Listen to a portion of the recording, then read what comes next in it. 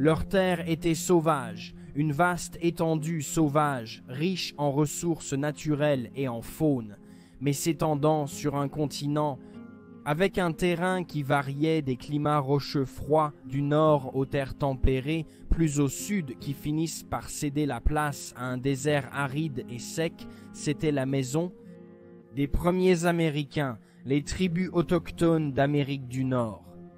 Pour les peuples amérindiens, l'arrivée des Européens en masse à partir du XVIe siècle a dû sembler similaire à une invasion extraterrestre. Ils étaient de couleurs différentes. Ils apportaient avec eux des technologies avancées et ils se souciaient peu des peuples qui vivaient sur ces terres depuis des millénaires. Et ainsi, face à cette menace pour leur subsistance, leur identité et même leur existence, les peuples amérindiens devraient inévitablement affronter les envahisseurs au combat. Stigmatisés comme des sauvages par les envahisseurs blancs et étiquetés avec le terme « l'Indien », les peuples amérindiens ont combattu vaillamment avec courage, détermination et compétence, leur valant un respect réticent au combat de la part de leurs ennemis. Mais malheureusement, cela ne s'est pas traduit en temps de paix où ils se sont retrouvés de plus en plus restreints par les lois et les armes des envahisseurs. Au progrès du XIXe siècle, l'époque de la domination des Amérindiens touchait rapidement à sa fin. Les tribus restantes ont été contraintes à la reddition, des réservations, alors que les nouveaux Américains, les descendants des Blancs, colons européens qui avaient forgé leur propre pays, les États-Unis d'Amérique, consolidaient leur emprise sur le continent. Leur trophée célébrant 400 ans d'expansion, mais ce n'avait pas été une victoire facile. Au contraire, pour tous ceux impliqués, c'était une période de guerre sanglante et brutale, les deux côtés étant coupables d'atrocités odieuses l'un envers l'autre. Dans chaque guerre, il y a ceux dont les noms, pour le meilleur ou pour le pire, jouissent d'une notoriété plus grande que les autres, que ce soit pour leurs ruses au combat ou leurs exploits contre l'ennemi. Dans l'épisode d'aujourd'hui, nous allons examiner certains des chefs de guerre amérindiens les plus notables, examiner leurs exploits pendant les nombreuses guerres qu'ils ont menées pour leur survie et examiner leur impact culturel sur les États-Unis modernes d'Amérique. Ce sont les plus grands guerriers amérindiens. Bienvenue à Wars of the World 1945.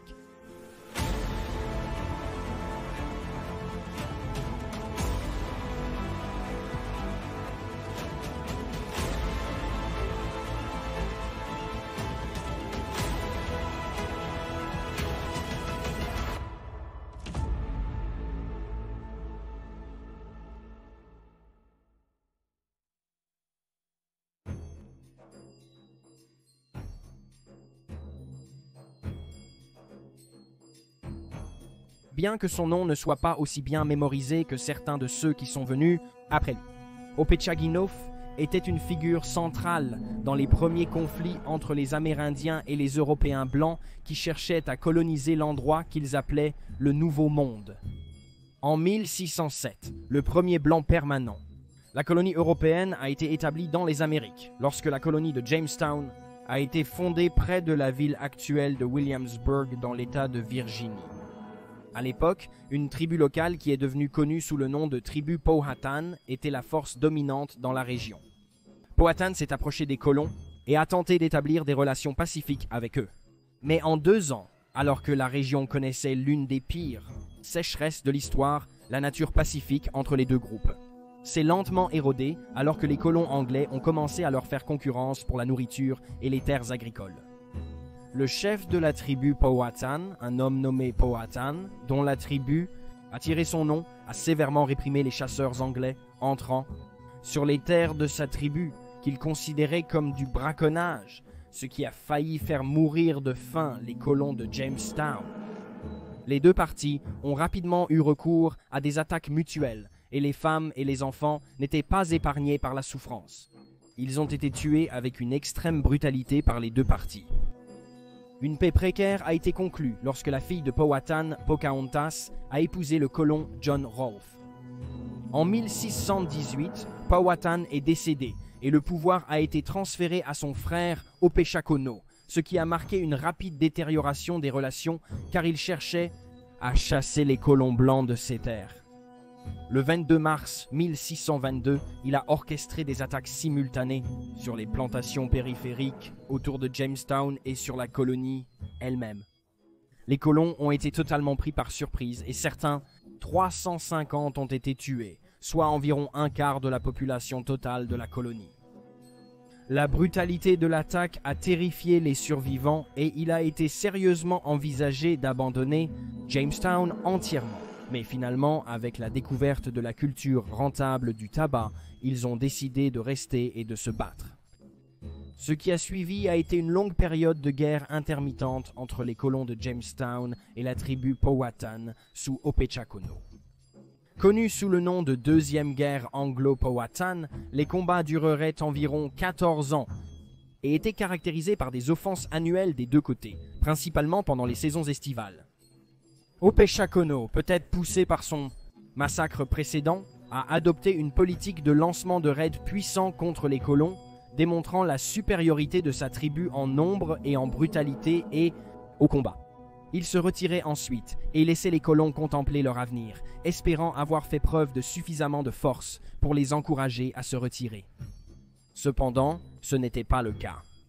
Et au lieu de cela, les colons anglais ont adopté une politique de réponse forte, ripostant avec autant de brutalité dans le but de purger la région de ce qu'ils considéraient comme peu plus que des sauvages païens.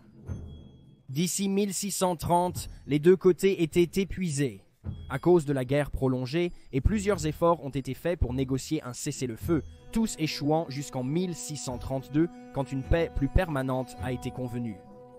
Jamestown a survécu à la guerre avec Opechancanough, mais a un grand coup en vie. Dans les 12 années après la guerre, Opechancanough a lutté pour garder les restes de sa tribu ensemble, tout en regardant les colons de Jamestown consolider leur position avec une série de fortifications puis s'étendre vers l'extérieur. 12 ans après la fin de la Deuxième Guerre, une troisième guerre était en préparation. La situation des Powhatan était maintenant désespérée et le désormais âgé Opechaconough les a menés dans une autre attaque audacieuse et brutale qui a tué près de 500 colons de la colonie. Cependant, la troisième guerre anglo-powhatan a été une affaire beaucoup plus courte et s'est terminée en désastre pour les Powhatans, avec d'innombrables hommes capturés et déportés hors de la région. Ainsi, saignant à mort la culture Powhatan, Opechaconough a été capturé, et le vieil homme que certains disent probablement dans son 90 a été défilé devant une foule moqueuse à Jamestown avant d'être abattu par sa garde.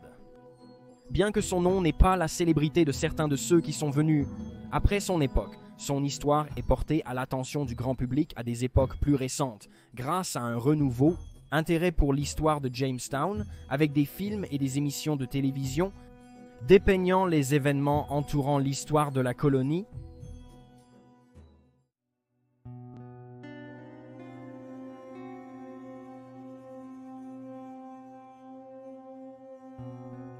Né en 1720 dans l'État américain moderne de l'Ohio, Pontiac deviendrait un membre éminent des peuples Ottawa avant de finalement accéder au poste de chef de tribu à l'âge de 35 ans. En tant que chef de sa tribu, il a accepté une alliance avec les colons français qui étaient en compétition avec les Britanniques pour le territoire, mais finalement les Français ont été vaincus, offrant aux Britanniques de nombreux anciens établissements français et forts.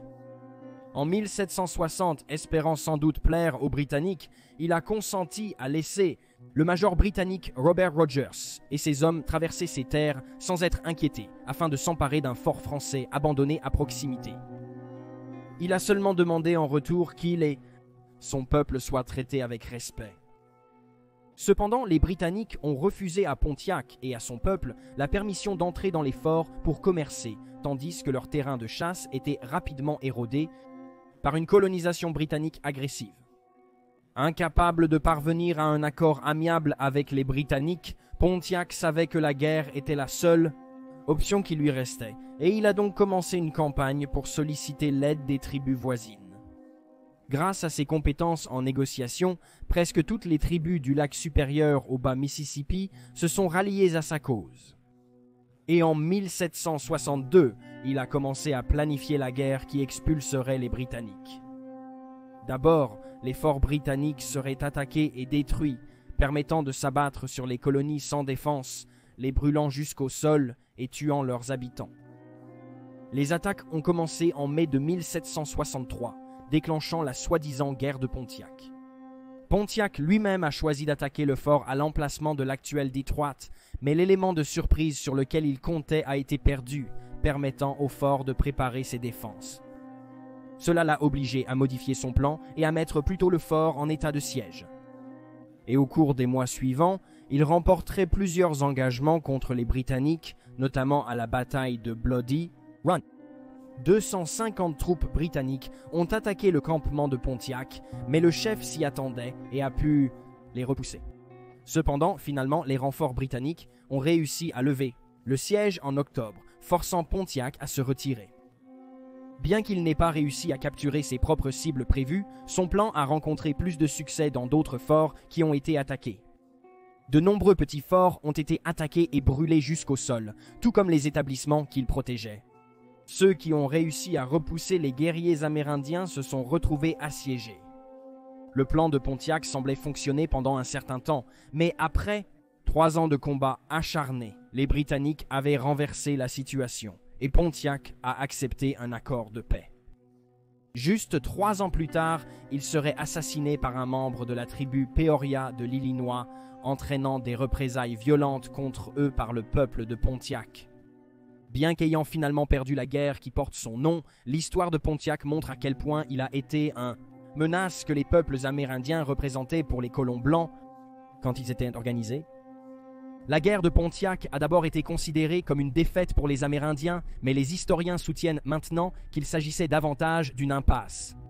Aucun des deux côtés n'a pu totalement vaincre l'autre, tandis que lors des négociations de paix, les Britanniques ont accepté d'ouvrir un dialogue pour le commerce et le règlement des différends, donnant à Pontiac le respect pour lui et son peuple qu'il désirait depuis toujours. Aujourd'hui, Pontiac vit à travers la ville qui porte son nom, un endroit dans le Michigan près de Detroit. Le nom est ensuite allé à une marque d'automobile fabriquée pour General Motors dans la ville. En 1861, John Bozeman a quitté sa femme et ses enfants en Géorgie pour chercher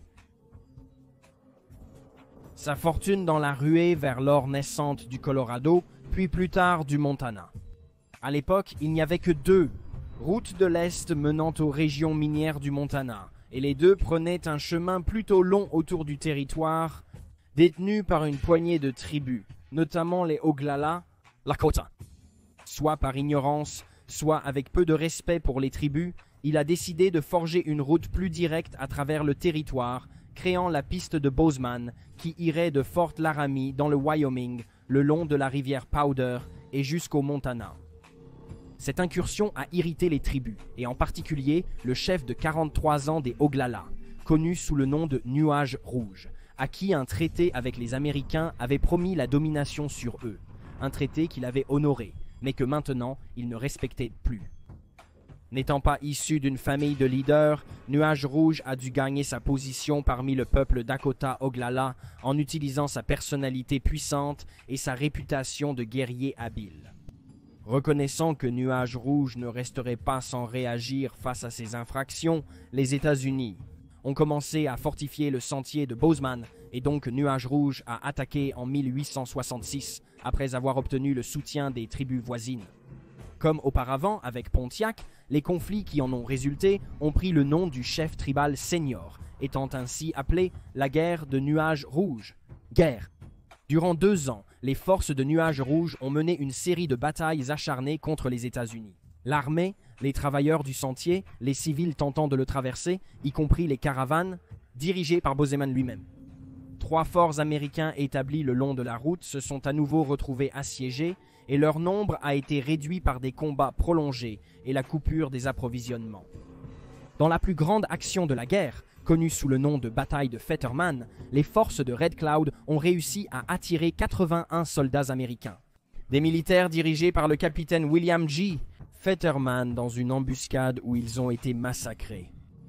C'était la plus grande perte de vie subie par les États-Unis, armés dans une seule bataille avec des guerriers amérindiens jusqu'à ce point. Après presque 2 ans de lutte, les États-Unis ont jugé inutile de poursuivre le conflit sur le sentier.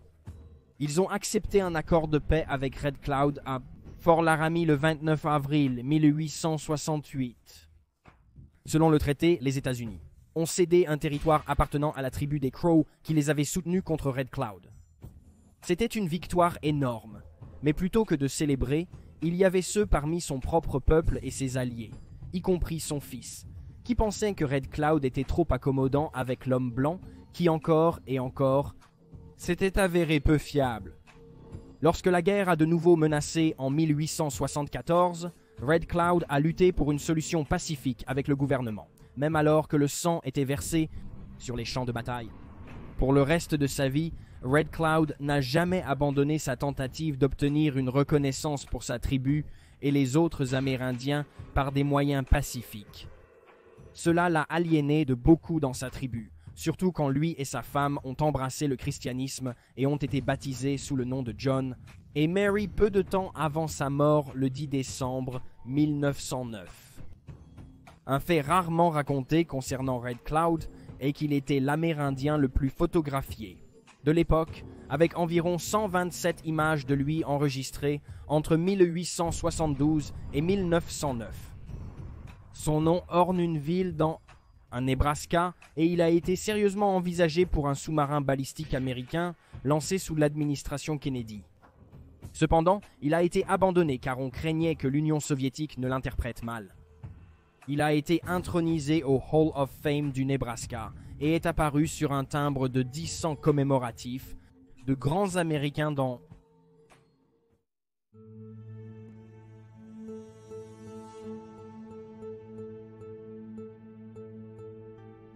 l'histoire. Quelques noms dans le récit de la bataille entre les Amérindiens et l'armée américaine sont aussi connus que Crazy Horse, et à juste titre, car non seulement il était un guerrier habile, mais il était un tacticien doué et un leader déterminé, et c'est sous son leadership que les Amérindiens infligeraient leur plus grande victoire sur les États-Unis.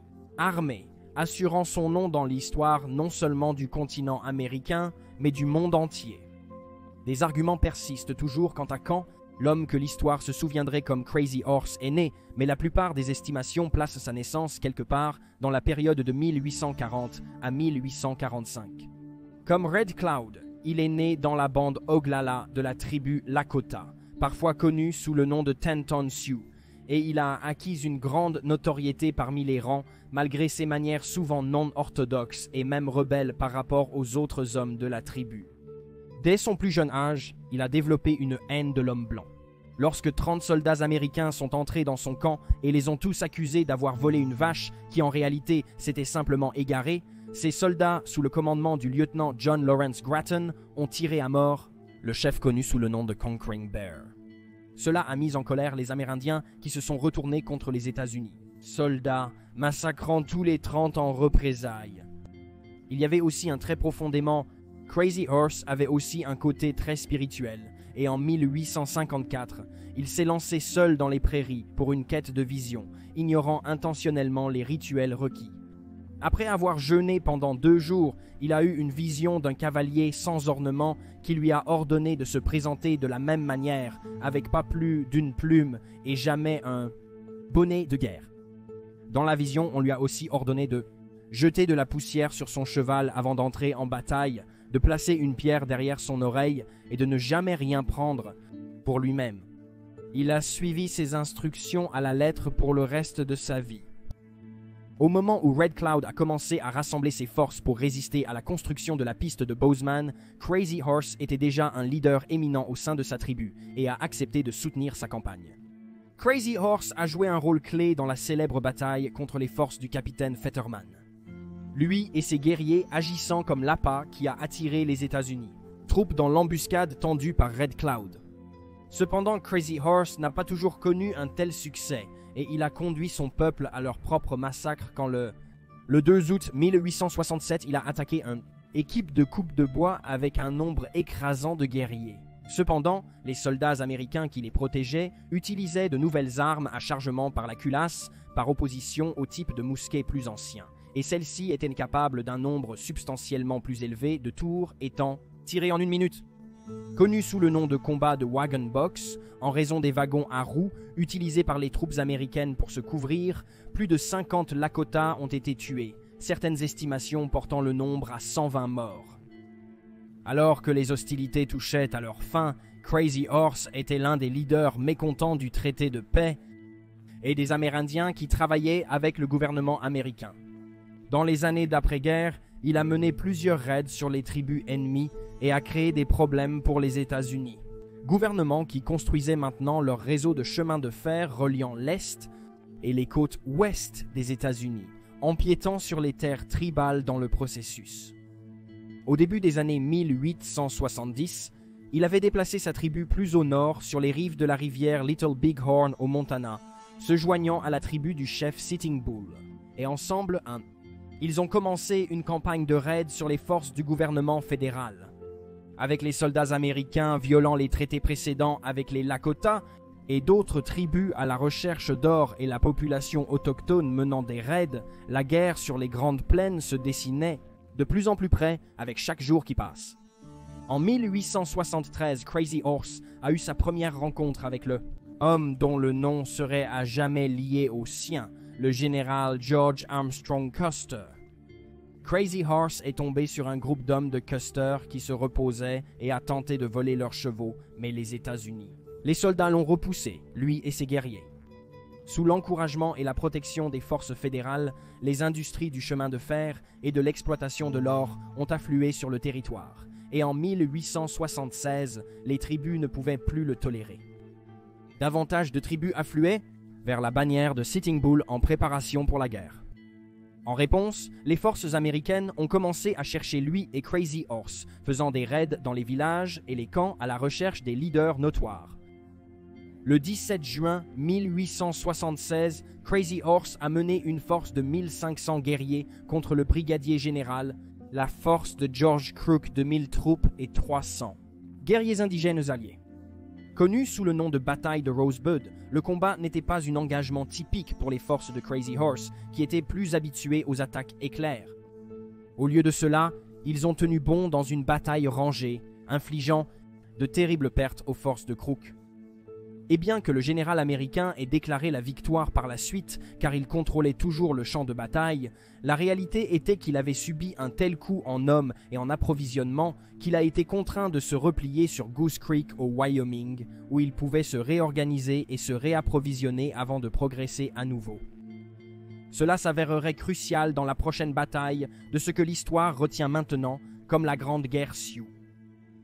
Une semaine après la bataille de Rosebud, Crazy Horse a de nouveau rencontré Custer et son 7e régiment de cavalerie lorsque Custer a attaqué les camps amérindiens le long de la rivière Little Bighorn. Le 25 juin 1876, une date devenue aussi tristement célèbre dans l'histoire des États-Unis que Pearl Harbor, les forces de Custer ont affronté les tribus indigènes. Cela s'avérerait être le dernier combat du héros de la guerre civile. Dans la mêlée du combat qui a suivi, Custer et 267 de ses hommes seraient tués dans une victoire écrasante pour Crazy Horse et ses guerriers. Les exploits exacts de Crazy Horse pendant la bataille restent un sujet de contention parmi les historiens, mais beaucoup des Amérindiens qui étaient là à l'époque où il a témoigné plus tard qu'il s'est battu avec bravoure et sans pitié. Quelle que soit l'influence personnelle qu'il a pu avoir dans la défaite de Custer, le nom de Crazy Horse restera à jamais lié à la défaite de l'armée américaine ce jour-là. Et lui et Sitting Bull ont été vilipendés par le gouvernement américain dans les années qui ont suivi. C'était la deuxième fois que Crazy Horse était associé à la plus grande défaite des forces américaines dans les soi-disant guerres indiennes. Au cours des mois suivants, Crazy Horse et ses hommes sont devenus le prix ultime pour les États-Unis. Armée qui les a poursuivis vigoureusement avec l'intention de tous les tuer par vengeance. Les hivers de 1876 et 1877 ont apporté une accalmie relative dans les combats, mais cela en soi était une menace plus grande pour le peuple de Crazy Horse que l'armée américaine. Leurs provisions ont rapidement commencé à s'épuiser. Et après un engagement majeur à la bataille de Wolf Mountain le 8 janvier 1877, Crazy Horse a commencé à réaliser qu'il n'avait d'autre choix que de se rendre pour sauver son peuple. En allant à Fort Robinson, il a croisé son ex-allié, Red Cloud, qui était désormais clairement en train d'adopter les coutumes de l'homme blanc à son grand désarroi. Un an après la mort de Custer, les Lakota ont honoré Crazy Horse lors d'une cérémonie connue sous le nom de Dernière danse du soleil. Le peuple de Crazy Horse était maintenant forcé de se retrouver dans un réservé et dépendant du gouvernement fédéral et qui regardait Crazy Horse avec suspicion après que le mot a commencé à se répandre. Il prévoyait de ramener son peuple à la liberté. Pendant les semaines de discussions concernant l'avenir de lui et son peuple, y compris des discussions avec son ancien adversaire, le général George Crook, de nombreuses menaces et faussetés ont été partagées par ceux qui avaient un intérêt dans le résultat, rendant les négociations fiables quasiment impossibles. Le 5 septembre 1877 aux États-Unis, l'armée a tenté d'arrêter Crazy Horse, mais il a refusé de partir avec eux. Au lieu de cela, il a sorti un couteau et a menacé un vieil ami, Little Big Man, qui travaillait maintenant comme policier pour le gouvernement fédéral. En voyant cela, l'un des gardes a attaqué Crazy Horse avec sa baïonnette, et malgré les efforts pour sauver sa vie, il est mort peu avant minuit. On a rapporté plus tard que même en train de mourir, il a refusé de s'allonger dans le lit de l'homme blanc et a insisté pour qu'on le laisse mourir sur la terre, sur sa terre. Et voilà les récits des plus grands guerriers amérindiens. Veuillez laisser un commentaire ci-dessous avec vos propres pensées et réactions. Et n'oubliez pas d'aimer cette vidéo et de vous abonner pour soutenir la chaîne. Merci d'avoir regardé et je vous verrai la prochaine fois.